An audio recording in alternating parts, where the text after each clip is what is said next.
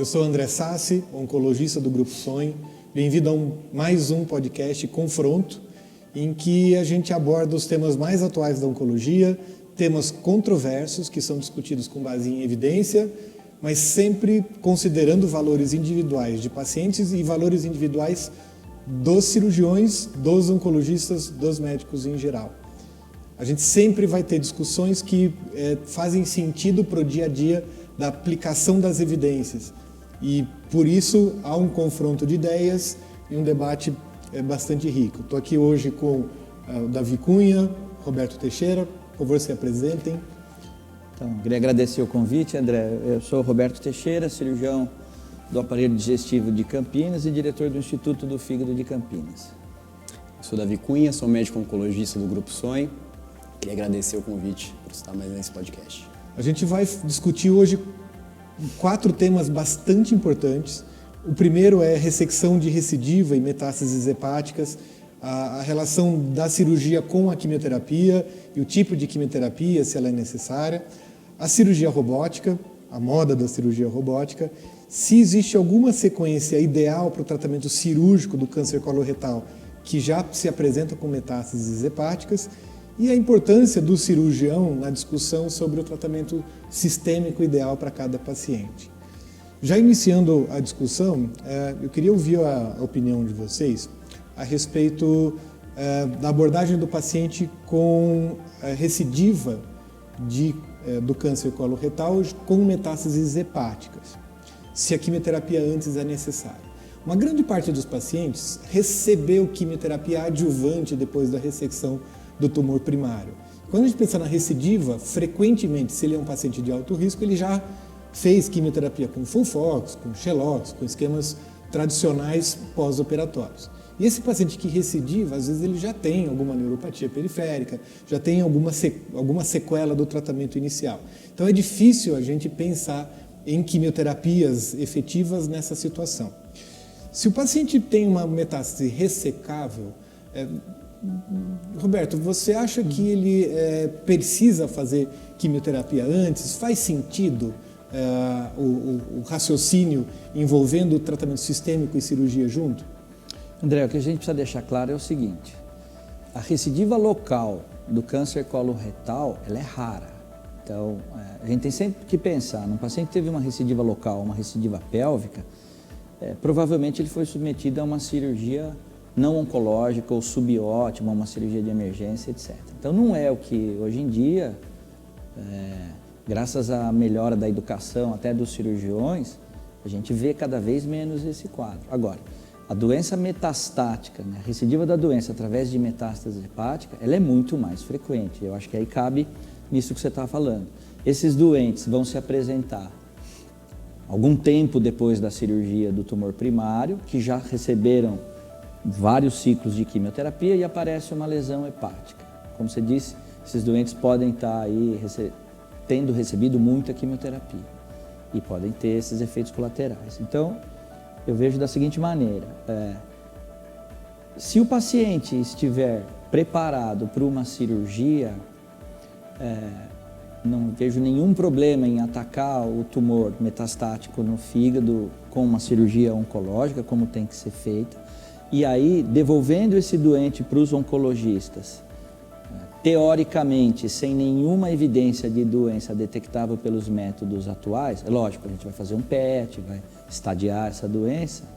E aí sim, eu acho que é um problema para vocês, Davi, de rever se esse doente deve continuar na mesma linha, porque aquela linha permitiu o aparecimento de uma doença metastática. Ou se vocês devem mudar um pouco essa visão e ampliar ou modificar o enfoque oncológico desse doente. Davi, a gente indica quimioterapia com base em evidências que suportem algum benefício, que demonstrem algum benefício específico para o paciente. E a gente, nesses casos, muitas vezes indica quimioterapia baseada em medo, não em evidência. Porque a gente sabe que o risco do paciente recidivar de novo é muito grande e todos ficam desconfortáveis em não oferecer tratamento complementar. Além disso, a gente infelizmente vê muito conflito de interesse.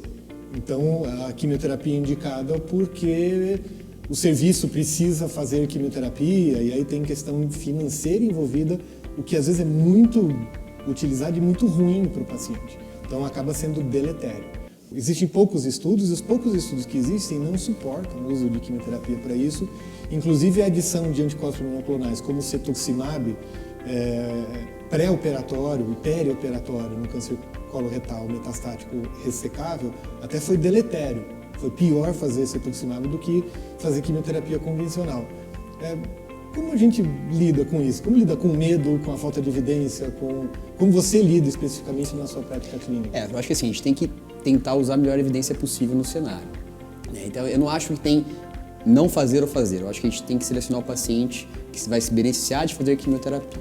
Mas se a gente for pegar a evidência que a gente tem hoje em dia, talvez a melhor evidência é do estudo de Ortiz, que ele realmente pegou pacientes com câncer de cólon, metastático para fígado, passível de ressecção upfront e randomizou. Quimioterapia, cirurgia, seguida de quimioterapia ou só cirurgia. E o que esse estudo mostrou que, quando a gente avalia aqueles pacientes foram excluindo os inelegíveis, a sobrevida livre de progressão até mostrou um benefício, mas a sobrevida global não teve benefício em fazer quimioterapia perioperatória.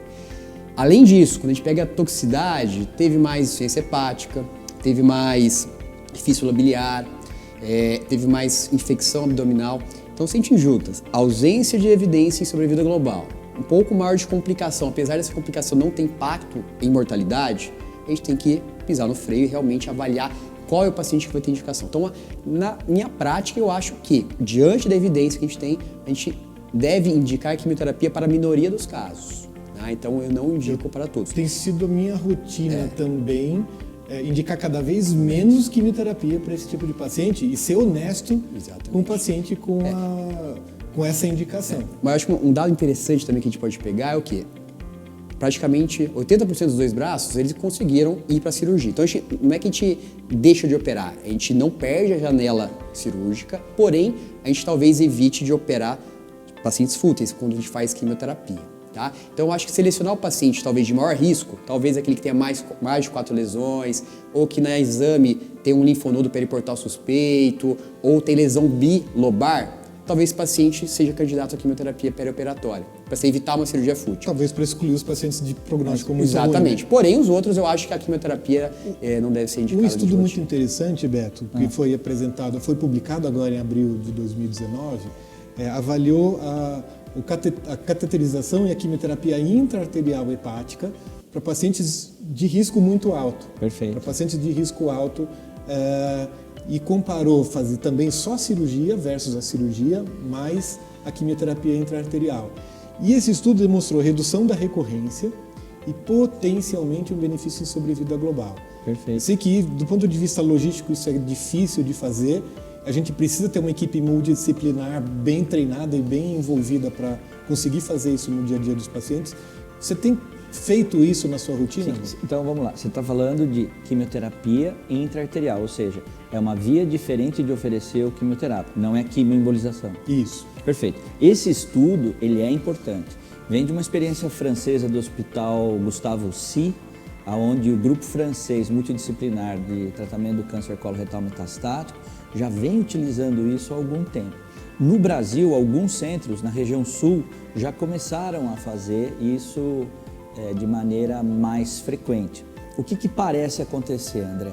Você consegue oferecer quimioterápico com menos efeito colateral, com menos efeito sistêmico, principalmente para doenças bilobares maciças. E você consegue dar férias para esse doente de quimioterapia clássica, o que é muito bom para a recuperação, para o emocional, etc, etc.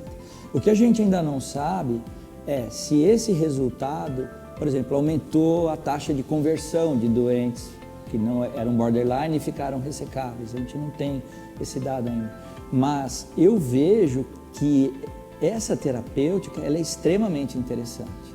Porque os casos que a gente teve, a gente acompanhou, o paciente se internava no hospital, era submetido a um procedimento de cateterização via femoral ou radial, era injetado o quimioterápico através de uma bomba de infusão num microcatéter e no outro dia o paciente estava em casa, sem grandes complicações, Eu acho que a gente deve fazer cada vez mais esse tipo de terapêutica em pacientes selecionados. E é um armamentário a mais, né? eu acho que esse tipo de paciente, a mensagem que acho que fica, esse tipo de paciente ele precisa ser tratado num ambiente multidisciplinar, mas que tenha uma grande experiência com esse tipo de paciente. Porque a gente tem visto cada vez mais pacientes recebendo muito tempo de quimioterapia, Claro. e quimioterapia contínua, sem tempo, sem férias, sem planejamento adequado, e acaba que a qualidade de vida do paciente fica deteriorada. E aí vai cair no pesadelo dos cirurgiões hepáticos, a gente sabe que infelizmente a maioria, ou grande parte dos oncologistas, não tem essa consciência de vocês, porque não tiveram formação sólida em medicina baseada em evidências. Então a gente acaba recebendo pacientes que tomaram excesso de quimioterapia e que vão precisar sofrer uma ressecção hepática maior, e nós temos muito medo da esteatohepatite pós-quimioterapia e da obstrução sinusoidal. Para nós é muito complicado. Um ponto importante, que aí eu já vou entrar num segundo ponto de discussão, que é a questão da importância do cirurgião na escolha do tratamento sistêmico. Vai de encontro com o que você fala de evitar esteatohepatite, de evitar complicações cirúrgicas relacionadas ao procedimento, mas também à quimioterapia feita. Oxaliplatina versus irinotecano, a gente sabe que os dois, cada um tem um tipo de influência e importância no tecido hepático. Cetuximab e anti-EGFR e bevacizumab também, esquemas infusionais, esquemas em bolos. Davi, você tem tentado conversar com o cirurgião, tentado entender a preferência dele antes de definir o esquema terapêutico? Como é que tem sido a discussão do dia a dia de discussão, a discussão do tempo de tratamento, mas especificamente do tipo de quimioterapia a ser feito nos pacientes? Eu acho que sim, é fundamental, né? Eu sempre tento conversar com o cirurgião, a gente sabe que o paciente que é passível de uma ressecção cirúrgica, da metástase hepática, por exemplo, esse paciente tem uma sobrevida mediana maior do que esse paciente que só fazem quimioterapia. Então, assim, a gente não pode perder o paciente que ele é potencialmente ressecável, né? E muitas vezes a gente vê muita lesão hepática, mas como um oncologista aqui fala, isso aqui eu acho que não é ressecável. Porém, o cirurgião pode ter uma outra impressão se a gente conseguir uma resposta significativa, um downstage e levar esse paciente para a cirurgia. Então, essa discussão inicial, pré-tratamento, avaliar o paciente é ressecável upfront, potencialmente ressecável e ressecável, isso é fundamental antes da escolha do tratamento. E depois disso, aí sim, hoje em dia a gente tem que avaliar caso a caso e escolha do tratamento de forma personalizada, não só do ponto de vista de volume de doença, mas de forma molecular, né? Então hoje a gente tem que tratar isso, avaliar as mutações, se presença ou ausência, e avaliar com o cirurgião a potencialidade cirúrgica para escolher os perfis de efeito colateral de cada quimioterapia. Roberto, você influencia o oncologista na escolha do tratamento, e você vê os cirurgiões, de maneira geral, preparados para fazer essa influência também? Não, então, eu sempre procurei estar muito perto dos oncologistas para que a gente pudesse fazer um planejamento em conjunto. Por quê? Depois de 20 anos lidando com esse tipo de paciente, André, são tantas variáveis. Então, é reto médio, reto baixo ou reto alto, é colo direito ou colo esquerdo, é doente jovem ou doente idoso, tem Carras mutado ou selvagem, a metástase é sincrônica ou são tantas variáveis que têm que ser encaixadas num planejamento que eu acho que não me lembro de ter feito exatamente a mesma sequência para 2 doentes até hoje, em 20 anos. Então, a gente tem que partir do princípio que as regras para tratar um doente desse são muito gerais e que nós temos que sentar juntos, muitas vezes também com o radiologista, que sabe ver bem fígado, pâncreas e via biliar, porque ele consegue calcular volumetria, ele consegue ver lesões que a gente não via, ele consegue usar, por exemplo, métodos como contraste hépato específico, restrição à difusão de água, e nos dá mais informações. E eu acho que esse trio, o cirurgião, o oncologista e o radiologista especializado, eles têm que sentar na mesa e tentar traçar um desenho para o tratamento desse paciente. E pode ter algum tipo de confronto sempre seu tem. com o oncologista, eu acho que por sempre exemplo? tem, e eu acho que é até saudável que tenha. Eu acho que é saudável que tenha. Mas o confronto mudou, porque se no passado nós tínhamos cirurgiões querendo operar muito, querendo operar logo e querendo fazer ressecções grandes, hoje, na escola hepática moderna, nós queremos operar bem, indicado, ressecções conservadoras para preservar parênquima, porque a gente sabe que infelizmente a recidiva da metástase também ocorre no fígado e a pior coisa é ter uma recidiva num remanescente hepático pequeno, que aí sobra muito pouco para fazer. E a gente vê hoje em discussões, nesse confronto, cirurgiões querendo indicar mais quimioterapia, ou pedindo para o oncologista fazer a quimioterapia, mas mantendo a janela cirúrgica. Por outro lado, também, antigamente, a gente via oncologistas que teimavam em fazer muita quimioterapia e sem entender que é óbvio que o doente que pode ser ressecado, a sobrevida a longo prazo vai ser sempre melhor. Puxando já o terceiro tema de discussão mas juntando um pouco com o que você falou, a gente vê alguns pacientes que têm câncer coloretal com metástases sincrônicas, que são diagnosticados já com doença metastática, e uma grande controvérsia que eu vejo hoje é a definição do tempo cirúrgico e da sequência de ressecção da doença. Então, se faz o fígado primeiro, se faz o tumor primário primeiro, se faz os dois simultaneamente. Às vezes, como oncologista, eu escuto muito a definição de que se há sintomas da doença local, é importante tratar o primário primeiro, mas se não, sempre faz fígado antes. Qual que é a sua visão, Roberto? Então, André e Davi, essa história de sempre e nunca em cirurgia hepática é complicada. Então, vamos lá.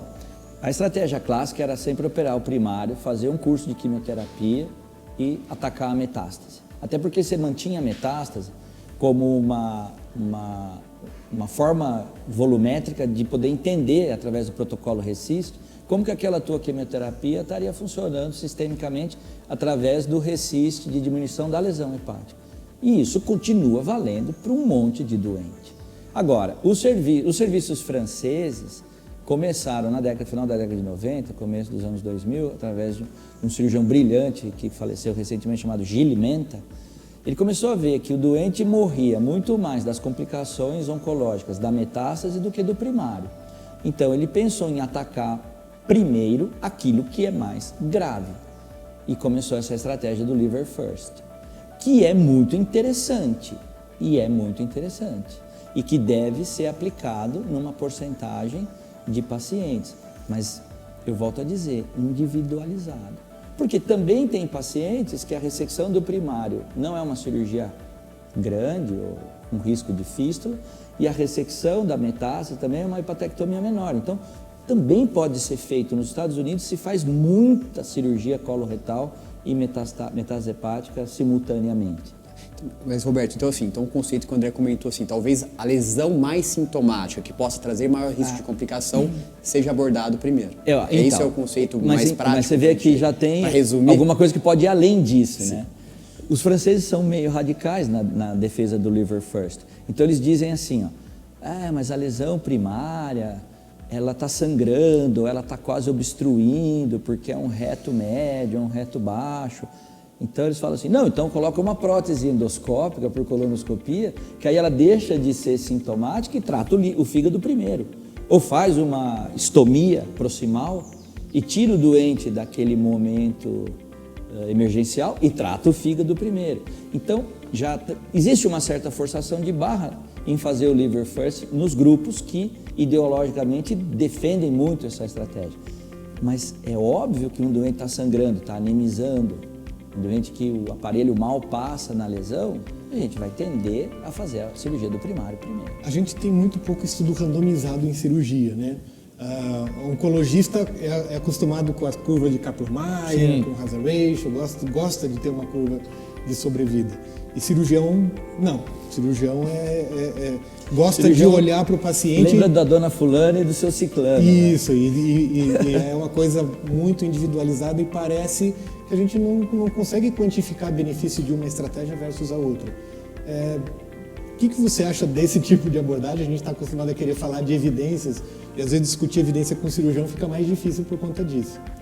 Assim, eu acho que apesar de confronto o tema de hoje, eu acho que não é culpa do cirurgião. Eu acho que fazer estudo randomizado em cirurgia é muito mais difícil, né? Então acho que não é que o cirurgião se baseia em menor evidência, é que a evidência que tem disponível para o cirurgião realmente é mais difícil ser feito. Até porque o cirurgião, ele é o grande bias. Porque se você pega, por exemplo, uma ressonância, uma tomografia de fígado e mostra para um cirurgião geral, ele vai falar, essa lesão é irressecável. E o cirurgião hepatobiliar fala, não, ela é ressecável porque eu domino técnicas mais sofisticadas de preservar parênquima. Então, um grande bias no tratamento multidisciplinar do doente com metacoloretal é a escolha do cirurgião especializado nisso. E aí eu acho que até para encerrar um pouco essa e finalizar alguma conclusão, acho que o fundamental é a equipe multidisciplinar, oncologista, radiologista e cirurgião, abordarem da maneira que eles têm mais experiência e melhores resultados também individualmente. Logicamente aplicando as evidências que existem externas, mas aplicando na sua realidade do dia a dia. E aí uma coisa que você falou de viés, de o cirurgião é o bias, o cirurgião traz a indicação. Vou entrar no último tema, que é a cirurgia robótica. Eu queria ouvir de vocês o que vocês veem sobre qual é o real valor da cirurgia robótica hoje, a curva de experiência também, o quanto isso é complexo do ponto de vista de cirurgia hepática, porque a minha impressão é que os benefícios são só a curto prazo, são só no imediato, pós-operatório imediato, tempo de alta, tempo de sangramento, transfusão, mas o benefício em termos de sobrevida, de recidiva da doença, eu não fui convencido de que uma cirurgia robótica, cirurgia menos invasiva, vai trazer algum benefício real. Você tem feito isso na sua rotina e qual que é a sua visão? Vamos lá. Roberto. André, é o seguinte, a robótica nada mais é do que um avanço da cirurgia laparoscópica.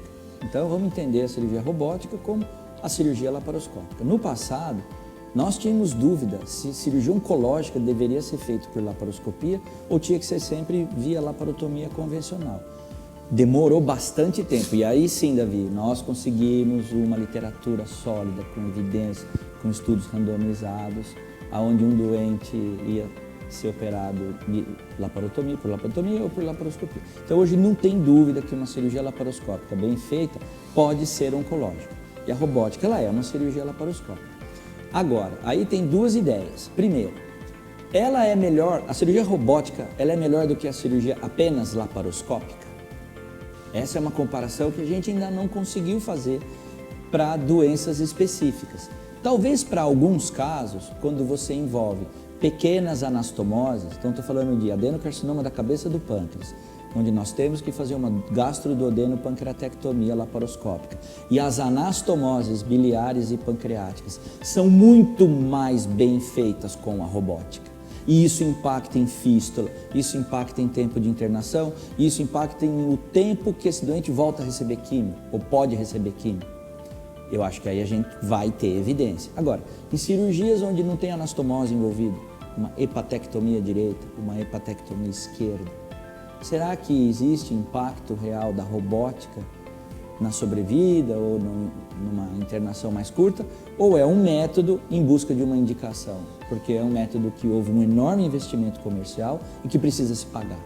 Isso a gente realmente não tem essa resposta. Mas aí talvez você entre naquele viés do cirurgião. Se o cirurgião opera mais por robô, a curva de aprendizado dele melhor nessa área, então talvez a cirurgia robótica para ele esteja mais aí, difícil. Davi, então, aí é muito difícil ter essa questão da escolha. Aí é uma escolha. discussão que o bicho pega mais embaixo, né? Aquela história. Existe cirurgião robótico? Quer dizer, eu sou um cirurgião robótico, eu opero amígdala porque eu faço robô, opero câncer de fígado, opero câncer de estômago, também opero câncer de células claras do rim porque eu sou um cirurgião robótico. Lógico que não. Existe o cirurgião do aparelho digestivo que se dedica ao câncer do aparelho digestivo, que aprende cirurgia aberta, aprende cirurgia laparoscópica e também vai para a cirurgia robótica. Existe o urologista que faz onco-uro e que acaba indo para a laparoscopia e para a robótica. Então, isso começou no começo da laparoscopia, também teve isso. O cirurgião ser laparoscopista, fazia útero, ovário, mama, sei lá, olha estômago. que mama vão fazer cirurgia robótica de mama daqui a pouco. Também que não então eu vejo assim, o cirurgião tem que ter formação do aparelho digestivo e especialização em hepatobilio pancreático ou cirurgião oncológico com especialização em hepatobílio pancreático e depois o treinamento em laparoscopia e robótica. Você acha, Davi, que isso pode ser um pouco só de moda, que isso talvez passe, depois que se aprender quais são os pacientes que têm maior benefício de um ou de outro, ou você acha que isso vai acabar sendo impregnado, que isso vai ser a rotina? Eu falo isso porque em quimioterapia a gente já tem visto um pouco isso, então a gente já tem deixado de fazer quimioterapia, por exemplo, contínua e com anticorpo monoclonal direto, isso foi eu acho que foi uma moda. Então hoje a gente dá muito mais férias de quimioterapia, a gente entende que o benefício é muito mais pontual e muito mais em determinados momentos, e a gente consegue selecionar melhor o momento de cada intervenção. Não sendo o cirurgião, acho que talvez esse seja o valor de eu olhar o que está acontecendo com os pacientes sem o viés da cirurgia. Você acha que isso também vai acontecer ou a cirurgia robótica vai atingir todo mundo? A cirurgia robótica, eu acho que, mesmo do ponto de vista histórico, primeiro a cirurgia aberta, depois a laparoscópia, realmente tinha dúvidas se teria benefício para o paciente oncológico. Eu acho que essa mesma dúvida está tendo agora, né? E a gente viu que a cirurgia laparoscópica teve um grande espaço, um crescimento e a eficácia comprovada.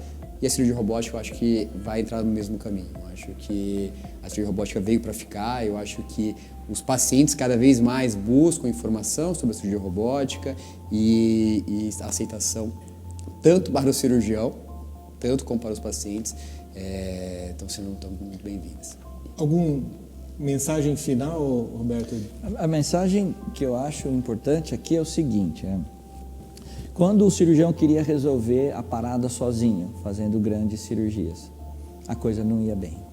Quando o oncologista queria resolver o problema sozinho, se excedendo em prescrição de quimioterapia, a coisa não ia bem.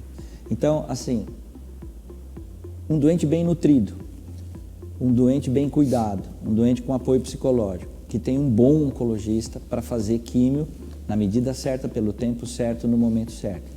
E um cirurgião que seja incisivo, agressivo quando tem que ser e conservador quando tem que ser, nós podemos pegar esse doente e ou curá-lo, mas eu acho que a gente ainda cura pouca gente, ou transformar essa doença de aguda em crônica. Então nós temos paciente, né, André?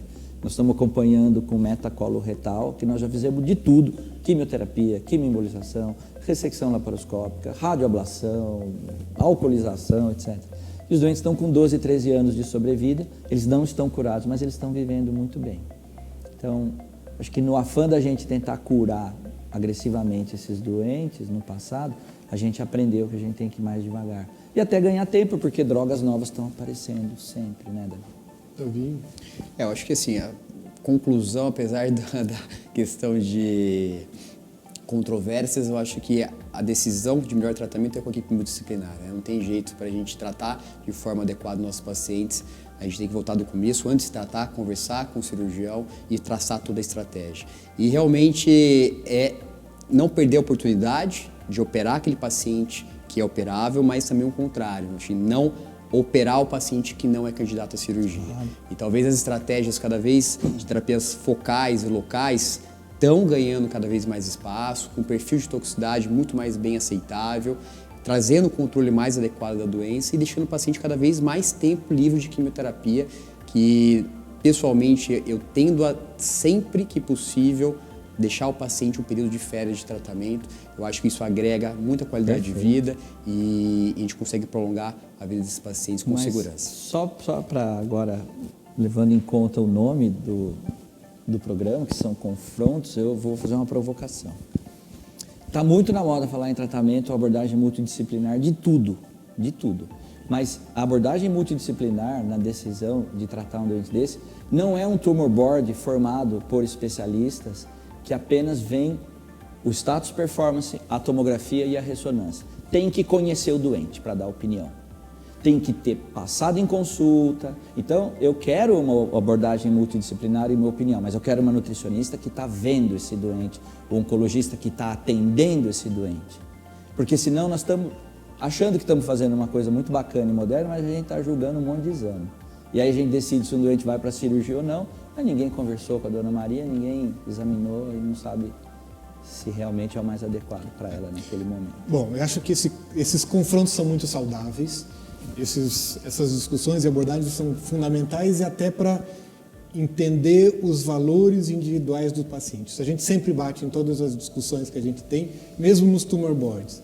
Precisa considerar os valores individuais do paciente e concordo com você, não é uma reunião com super especialistas ou com todos os colegas que vai resolver o problema daquela paciente, daquele paciente em especial. Muito obrigado pela opinião de vocês. Encerramos agradecendo o confronto. Esse confronto de ideias é sempre muito interessante, muito importante que haja. Qualquer discussão multidisciplinar é sempre bem-vinda e debate de ideias é fundamental para o melhor dos nossos pacientes. Todos os artigos que embasam as discussões que foram citados e que justificam as tomadas de decisões aqui e posteriormente com os nossos pacientes estão dispostos nos links que estão nas plataformas de podcasts e também estão dispostos na nossa página do Grupo Sonhe, www.sonhe.med.br, e também lá se encontram outros podcasts com outras discussões de outros temas relacionados à oncologia e a tomadas de decisões em oncologia baseada em evidências. Muito obrigado e até uma próxima vez.